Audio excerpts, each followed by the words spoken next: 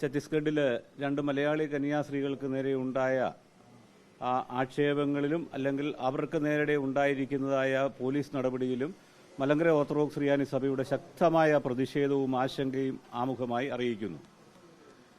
തീവ്രവാദ സ്വഭാവമുള്ള ചില സംഘടനകൾ പോലീസിൻ്റെ സാന്നിധ്യത്തിൽ നിയമം കയ്യിലെടുത്തുകൊണ്ട് ഈ സിസ്റ്റേഴ്സിൻ്റെ നേരെ, ഈ കന്യാസ്ത്രീകൾക്ക് നേരെ നടത്തിയായ കയ്യേറ്റ ശ്രമം എന്ന് തന്നെ ആക്ഷേപിക്കേണ്ടി വരുന്നു. ശ്രമങ്ങളെ നിയമവാഴ്ച ഇല്ലാത്തൊരവസ്ഥയാണോ ആ സംസ്ഥാനത്തുള്ളതെന്ന് ആശങ്കയോടെ മാത്രമേ കാണുവാനായി സാധിക്കുകയുള്ളൂ. ഉത്തരേന്ത്യയിലെ പീഡനവും ഇങ്ങ് കേരളത്തിൽ വരുമ്പം പ്രീണനവും എന്ന് പറയുന്നതായ നയം തീർച്ചയായും ആ ഇരട്ടത്താപ്പ് ഇന്ത്യയിലെ ജനങ്ങൾ തിരിച്ചറിയുന്നുണ്ട് എന്ന് ബന്ധപ്പെട്ടവർ മനസ്സിലാക്കുന്നത് നല്ലതായിരിക്കും. കേരളം കടന്നു കഴിഞ്ഞാൽ യാതൊരു മനസാക്ഷിയുമില്ലാത്ത പീഡനവും കേരളത്തിലേക്ക് വരുമ്പം പ്രീണനവും എന്ന് പറയുന്നത് തിരിച്ചറിയുവാൻ ശക്തിയുള്ളവരാണ് ഇന്ത്യയിലെ എല്ലാ ആളുകളും, പ്രത്യേകിച്ച് മലയാളികളെന്നും മനസ്സിലാക്കേണ്ടിയിരിക്കുന്നു. തീർച്ചയായും ആ കാര്യത്തിലുമുള്ള ആശങ്ക വളരെ ഗൗരവത്തോടുകൂടി ഓർത്തഡോക്സ് സഭ കാണുകയാണ്. ഭരണഘടനാ ന്യൂനപക്ഷങ്ങൾക്ക് നൽകുന്ന ചില അവകാശങ്ങളുണ്ട്. അത് ഭരണഘടന ഉറപ്പ് നൽകേണ്ടതാണ്. അപ്പം നിയമവാഴ്ച ഉറപ്പാക്കുവാൻ ബാധ്യതയുള്ളവർ ഭരണഘടനയെ ലംഘിച്ചുകൊണ്ട് ഭരണഘടന ന്യൂനപക്ഷങ്ങൾക്ക് നൽകുന്ന അവകാശങ്ങൾ ഒരു ഔദാര്യവും ചോദിക്കുന്നില്ല. തീർച്ചയായും ആരാധിക്കുവാനും പ്രചരിപ്പിക്കാനും ഒക്കെയുള്ളൊരു അവകാശം നിശ്ചയമായും ഇന്ത്യൻ ഭരണഘടന ഉറപ്പ് നൽകുന്നതാണ്.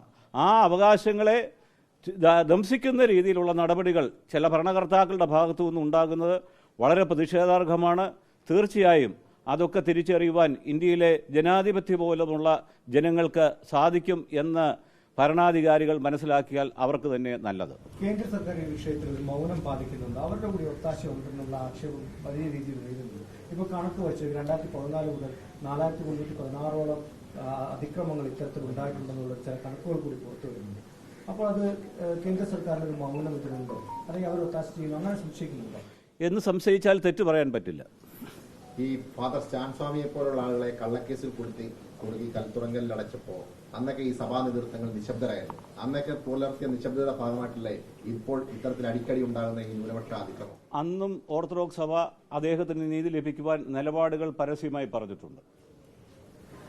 അന്ന് കാര്യമായ പ്രതിഷേധങ്ങളൊന്നും ഉണ്ടായില്ല. അദ്ദേഹത്തെ കൽത്തുറങ്കലിൽ അടച്ച് അദ്ദേഹം മാസങ്ങളോളം അവിടെ കൊടിയ പീഡനത്തിനിരയായി ഒടുവിൽ മരണപ്പെടുകയായിരുന്നു. അന്നും ഈ സഭകളൊന്നും കാര്യമായ പ്രതിഷേധങ്ങളൊന്നും നിശ്ചയമായും ഞാൻ അത് ആവർത്തിച്ച് പറഞ്ഞല്ലോ. നിശ്ചയമായും അന്നും ഓർത്തഡോക്സ് സഭ നിലപാടുകൾ എടുത്തിരുന്നു. ആ നിലപാടുകൾ കൃത്യമായി ഭരണാധികാരികളെ അറിയിക്കുകയും ചെയ്തിരുന്നു.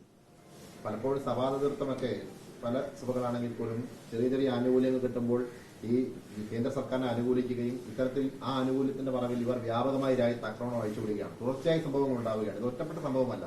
അപ്പോൾ ശക്തമായ പ്രതിഷേധങ്ങൾ ഉയർന്നു വരേണ്ടതല്ലേ?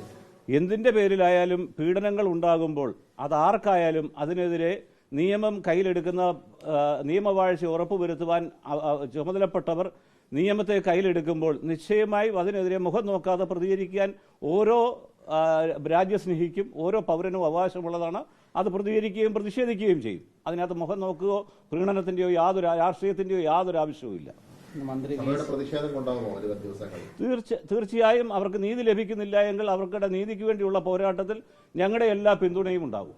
ശിവൻകുട്ടി മന്ത്രിയുടെ ഭാഗത്തു നിന്ന് ബിഷപ്പുമാർക്കെതിരായിട്ടൊരു വിമർശനമൊക്കെ ഉണ്ടായിട്ടുണ്ടായിരുന്നു. അവർ അധികാരം ഉറപ്പിക്കാൻ വേണ്ടി മാത്രമാണ് അവരുടെ ചെയ്യുന്നത്. അത് ശ്രദ്ധപ്പെട്ടില്ല. ഈ യുഹാനോൻ മാർ മെത്യോസ് ഒരു ഫേസ്ബുക്ക് പോസ്റ്റ് ഇട്ടിരിക്കുന്നു. എന്തിനാ പ്രതിഷേധിക്കുന്നത്? അടുത്ത പെരുന്നാളിന് ഒന്നുകൂടി വിളിച്ച് അറിയിച്ചാൽ പോരെ, പ്രശ്നം തീരില്ല എന്നൊരു പരിഹേസമാണ് ഒരു പ്രസ്താവന ഒരു ഫേസ്ബുക്ക്. അത് അദ്ദേഹത്തിന്റെ നിലപാട്, അദ്ദേഹത്തിന്റെ അഭിപ്രായം. അത് പറയാനുള്ള അവകാശം അദ്ദേഹത്തിനുണ്ട്. അത് അദ്ദേഹത്തിന്റെ നിലപാട് അദ്ദേഹം പറഞ്ഞു. അത് നിശ്ചയമായും അദ്ദേഹത്തോട് തന്നെ സഭയുടെ നിലപാട് വളരെ വ്യക്തമായി പറഞ്ഞു. ഇതിൽ ശക്തമായ പ്രതിഷേധമുണ്ട്.